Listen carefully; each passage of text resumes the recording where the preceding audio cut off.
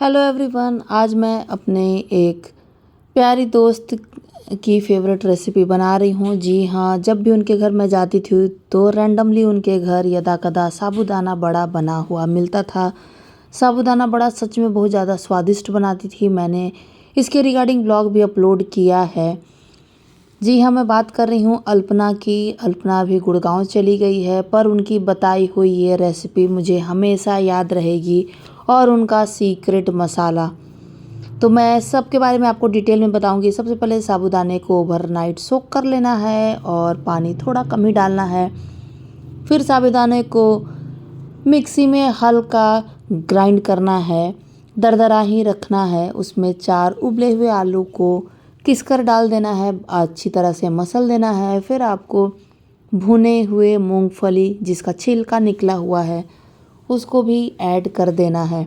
उसके बाद जो मैं मसाले डाल रही हूँ वही है ये सीक्रेट मसाला, जिससे साबूदाने बड़े का स्वाद बहुत ज़्यादा इन्हांस हो जाता है। एकदम अचार जैसा चटपटा स्वाद आता है। ये है अचारी मसाला। इस मसाले को तैयार करने की विधि आप कमेंट करें तो मैं ज़रूर आगे किसी ब्लॉग में अपलोड करूँगी। तो सबसे पहले इन सारी चीज़ों को डालने के बाद मैंने बारीक कटा हुआ मिर्ची, धनिया, नमक और नींबू का रस, इन सारी चीज़ों को ऐड कर दिया है और अच्छी हाथों से सबको मिक्स करना है। मिक्स करने के बाद आलू बाइंडिंग एजेंट का काम करता है और बहुत अच्छे बॉल्स बनकर तैयार हो जाते हैं। आप इसके बॉल्स भी बना सकते हैं, मन चाहा आकार दे सकते हैं। मैंने टिक्की का शेप दिया है, गोल गोल उसे बना करके टिक्की का शेप दिया है। आप चाहें तो उसको फ्रिज में डब्बे में स्टोर करके रख सकते हैं। मेहमानों के आने पर आप उसको गर्मा गर्म फ्राई कर सकते हैं। मैं शाम के स्नैक्स में बना रही थी तो मैंने फ्राई करना स्टार्ट कर दिया। इसकी खुशबू घर में फैलते ही चारों तरफ सब लोग एक्साइटेड हो जाते हैं। साबूदाने का कुरकुरापन और आलू की सॉफ्टनेस और वो चटपटा मसाला सब मिलकर साबूदाने बड़ा के स्वाद को और भी ज़्यादा बढ़ा देते हैं। सात्विक है, व्रत में खाने वाली चीज़ है, इसमें कोई प्याज लहसुन नहीं है और सीक्रेट मसाले में भी बहुत सारी चीज़ें नहीं हैं। आप सेंधा नमक का इस्तेमाल करके व्रत के दिनों में साबूदाने बड़े को बना सकते हैं। महाराष्ट्र में लोग व्रत के दिनों में इस बड़े को अवश्य बनाकर खाते हैं। उसके बाद टिक्की को उलट पुलट कर मध्यम आंच पर सुनहरा होने तक तलना है।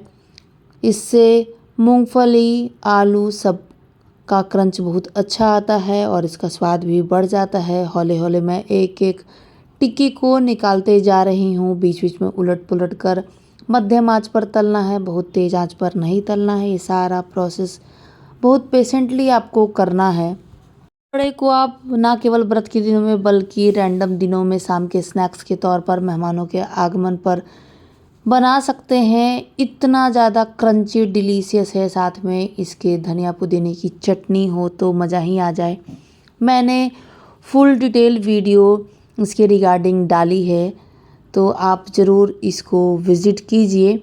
धीरे धीरे करके मैं एक एक टिक्की को निकालते जा रही हूँ और लगभग मेरी सारी टिक्कियाँ तलकर धीरे धीरे तैयार हो गई। 2 से 3 राउंड में मैंने टिक्की बनाकर तैयार कर ली है। आराम से उसे निकालना है। इसका तेल पूरी तरह से जब तक ना निचोड़ जाए आप पैन के कॉर्नर में ही रखे रहेंगे और धीरे धीरे इन टिक्कियों को तलकर मैंने निकाल लिया है। सच में शाम के स्नैक्स के लिए मेरे घर का ये फेवरेट पसंदीदा स्नैक्स हो गया है। आज मैं सच में अपनी प्यारी दोस्त अल्पना को बहुत ज़्यादा याद कर रही हूँ, क्योंकि मैंने उन्हीं की विधि से बनाया है। अल्पना, अगर आप इस ब्लॉग को देख रही हैं तो प्लीज़ ज़रूर कमेंट कीजिएगा। ये देखिए, मैंने सारी साबूदाने बड़े को तल लिया है। इसे आप धनिया पुदीने की चटनी सॉस के साथ भी सर्व कर सकते हैं। मैंने यूट्यूब पर देखा है कि लोग की चीज़ों के कुरकुरापन को फोक से चेक करते हैं। सबको देखते हैं कुरकुरापन ऐसे ऐसे करके दिखा।